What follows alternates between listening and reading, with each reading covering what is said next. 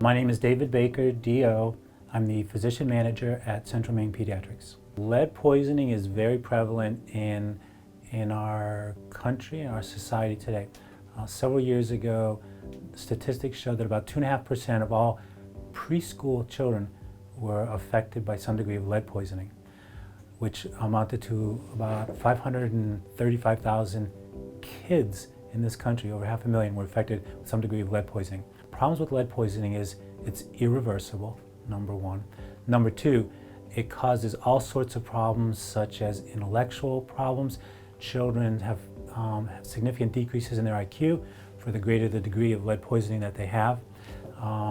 Their academic performance goes down, and they have a lot of neurobehavioral problems such as learning disabilities, attention deficit hyperactivity disorder, conduct disorder, among others, speech and hearing problems.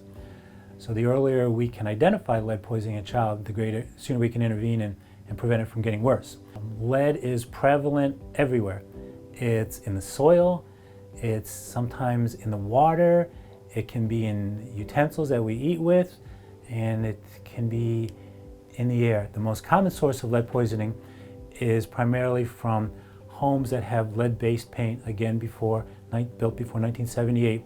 And then when there are particles that are flaking and dropping in the home, such as around doorways, windowsills, children that are learning to walk are putting their hands everywhere. They get particles with lead in it on their hands.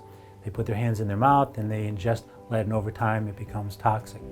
People realize that the earlier the identification, the earlier we can intervene and then prevent long-term problems. 1 in 5 children with attention deficit disorder today has it as a result of lead poisoning. So the very first thing one can do if they suspect there's lead in their environment is contact their public health department and request to have someone come in and check potential areas of exposure with lead, as well as to check the water. The next thing would be to bring your child to the doctor's office and have them tested. At Central Maine Pediatrics, we do universal blood screening on all children at 12 months of age, and then again high-risk children that are either main care or identified through questioning at 2 years of age, and then again screened with questions as far as their exposures in their environment at 3, 4, and 5 years of age. And then when identified, as stated, someone from the public health will come into their home and do testing for sources of exposure. We test the children and we get the results at the time of their 12-month and 24-month visit here in the office. So before the family leaves, they'll know their children's lead level when they come in for their child's checkup.